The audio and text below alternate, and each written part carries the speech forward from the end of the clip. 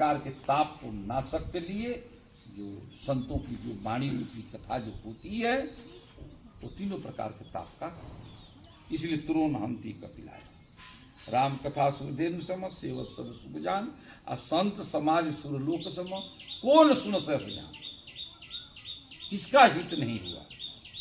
इसलिए सदगुरु भगवान को हमेशा चरण में रहना चाहिए और सदगुरु का आदेश को निरंतर पालन करते रहना चाहिए। सदगुरु कभी नहीं चाहेगा कि मेरा शिष्य इस तरह के माने, ऐसा सदगुरुओं की विचार नहीं होता है।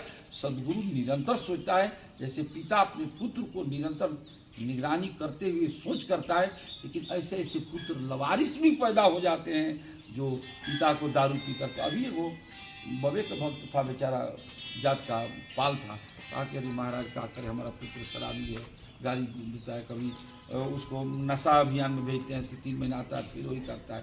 अब नशबाज हो जाएगा तो क्या करो। यदि पुत्र नशबाज हो जाए, यदि शिष्य उस तरह की अधीर हो जाए तो गुरु क्या कर सकते हैं। इसलिए तुलसीदास जी ने लिखे हैं कि मूर्ख हृदय न चेत सो गुरु मिलहि बिरंची, सठ सुधर जाएगा बाबा, सठ सुधर जाएगा। सठ माने बबूल, बबूल में कांटा होता है, बबूल माने कांटा होता है। तो सत्संग पाएगा, बढ़ई को पालेगा, बसिला को पालेगा, माने शस्त्र को पालेगा, तो एक चौकी बन गया, उस पर आराम से सोइए। लेकिन एक रेण का पेड़ होता है, रेण। अब रेण के पेड़ को आप छीलिए तो उसमें तो हृदय है ये नहीं है, तो चौकी या कुर्सी कहाँ से बनेगी। उसी प्रकार मूर्ख जो होते हैं, मूर्ख में और सठ में अंतर हो जाता है। सठ सुधरे सत्संग तो पाई, लेकिन मूर्ख नहीं।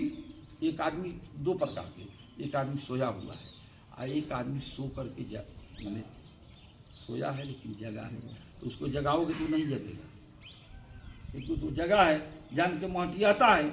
और एक आदमी सोया, उसको बोले अरे हाँ पुजारी जी, डॉक्टर साहब, तो हाँ सोए तो हाँ, और डॉक्टर साहब जगे हैं, डॉक्टर साहब चिल्लाते चिल्लाते रहे, वो बोलने वाले वो और नाक झूठो बजाने लगे, है कि नहीं।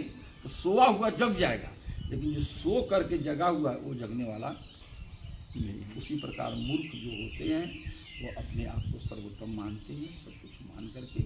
जो अपने आप को श्रेष्ठ मानता है वह मनुष्य कभी भी अपना और संसार का कल्याण नहीं करता। जो अपने को तुच्छ, जिसे बाबा बोला, तो मैं उपदेशक नहीं, मैं आदेशक नहीं। तुलसीदास जी क्या लिखे संत के विषय में, संत सरल चित जगत हित जानी स्वभाव सने बाल बाल भी नहीं। संत को बालक की तरह होना चाहिए, जिसे बालक को 2 थप्पड़ मार दिया, रोने लगा, रो लिया, फिर लो बेटा थोड़ा मिठाई खा लो, तो फिर मिठाई खाने लगा, फिर आप ही भूल गया। तो संत बालक जैसा होने, किसी चीज का, एक सर्प का भी बालक बच्चा होगा वो भी प्रिय लगता है, एक कुतिया का भी बच्चा होगा वो भी प्रिय लगता है, बाघ का भी बच्चा वो भी प्रिय लगता है ना। तो बालक रहकर बालक रहे। संत सरल चित्त जगत, बालक की बुद्धि संत की होनी चाहिए, कोई हित नहीं। थोड़ा समय तनकी इसी में थोड़ा समय मैंने, लेकिन फिर वो चलो चलो ठीक है आपका कल्याण हो गया, आपका कल्याण हो गया, कल्याण हो गया। ऐसे संत के सन्निधि में बचे, कि कहीं सदगुरुओं के सन्निधि में बचे। सदगुरुओं की बाणी ही उस पाप रूपी अग्नि को